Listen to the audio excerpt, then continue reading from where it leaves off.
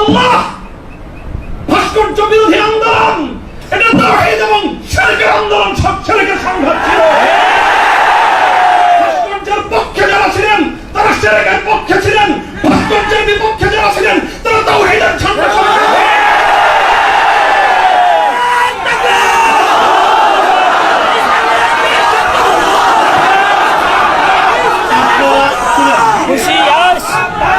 বলছি। ভাস্কর্যের পক্ষ বিপক্ষের এই লড়াইকে একজন মরহুম মুসলিম নেতা, মরহুম বঙ্গবন্ধু শেখ মুজিবুর রহমান সাহেবের ব্যক্তিত্বকে মাঝখানে এনে বিষয়টাকে ভিন্ন রং দেওয়ার চেষ্টা করা হয়েছিল।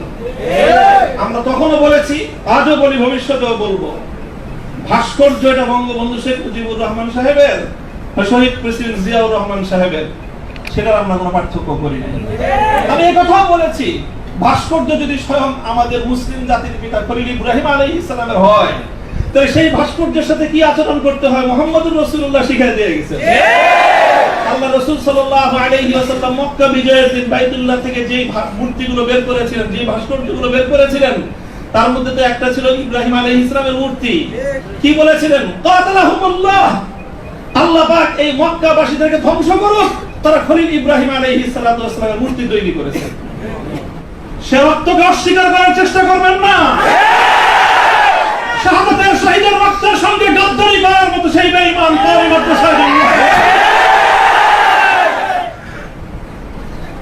কাজেই যে কথা বলতেছিলাম, যেটা কারা বরণ আমাদের, কারা নির্যাতন তো অনেক পরের কথা।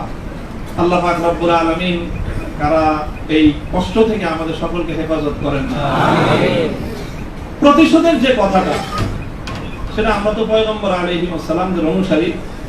নবী ইউসুফ আলাইহিস সালামের সেই বাণী, লা তাসরিবা আলাইকুমুল ইয়াউম, গতকালকে আমি বলেছি, আজও বলছি, আমরা কোনো প্রতিশোধ গ্রহণ করি নাই, করতে চাই না। করার প্রবণতা কখনো যদি আমাদের মন থেকে উদ্গত হয়, সেটা হলো ইন্নামা যালিকা মিন্নী ওয়া মিনাশ শাইতান, শয়তানের প্ররোচনায় কখনো হয়তো আমরা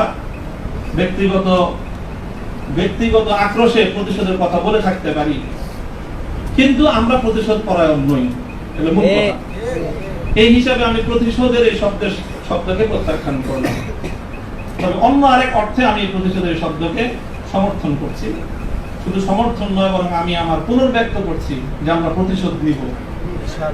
আমাদের সেই প্রতিশোধ হবে সেই প্রতিশোধ, যেই প্রতিশোধ হিজরতের আগ পর্যন্ত 12 বছরের জুলুম এবং নির্যাতনের প্রতিশোধ মক্কা বিজয়ের মাধ্যমে আল্লাহ নবী গ্রহণ করেছেন। আল্লাহ নবী মক্কা বিজয়ের পরে সেই সকল অপরাধীদেরকে ক্ষমা করার মধ্য দিয়ে, সেই জমিনে আল্লাহর দ্বীনের ঝান্ডা সমুন্নত করার মধ্য দিয়ে মধুর প্রতিশোধ নিয়েছিলেন। আমি আবার বলছি, এদেশে ভাড়াটিয়া থাকবো না, ভাড়াটিয়া হিসেবে থাকবো না। এই জমিনের মালিকানা সূত্রে এদেশে বসবাস করি। এই জমিনকে আল্লাহর জন্য মুক্ত করেই ছাড়বো ইনশাআল্লাহ। আল্লাহর দ্বীনের বিজয়, সেটাই হবে আমাদের পরম প্রতিশোধ। এবং আমাদের যারা আমাদেরকে শত্রু ভেবে আমাদেরকে নিঃশেষ করার চেষ্টা করেছে, অপমান করার চেষ্টা করেছে, আমরা তাদেরকে সম্মানিত করে প্রতিশোধ নেব। আমরা তাদেরকে আদর্শের সোনালী পথে বরণ করে নেওয়ার মধ্য দিয়েই আমরা ইনশাআল্লাহ আমাদের আদর্শের বিজয়ের প্রতিশোধ গ্রহণ করব। আল্লাহ রাব্বুল আলামিন আমাদেরকে সে তৌফিক দান করুন। আমিন। আরেকটা কথা বলা হয়েছে, অনেকের কথার মধ্যে আসছে যে ভবন, একটা ভবনের আলোচনা। এই ভবনটার গুরুত্ব একসময় আমার কাছেও খুব ছিল, 3 বছর আগেও খুব ছিল। যখন শুনলাম যে ভবনটা চলে যাচ্ছে, আমি তখন সর্বপ্রথম দুই রাকাত সালাতুল হাজাত করে দোয়া করেছিলাম যে আল্লাহ যেন খায়রের ফয়সালা করেন। আর এরপরে এখন আমার অনুভূতিটা হলো যে এরকম ভবন না থাকাই ভালো। না থাকা ভালো কেন? দাস্তারে না দারে মা গমে পেয়েছে না দারে মা হেয়েছে না দারে গমে হেয়েছে না দারে।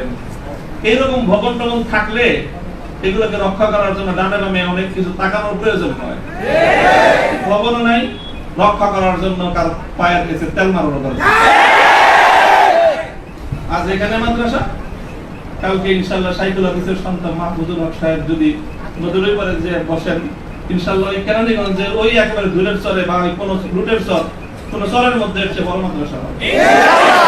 প্রয়োজন নাই ভবনের, প্রয়োজন নাই মাদ্রাসার স্থাপন কোনো সম্পত্তি। ওই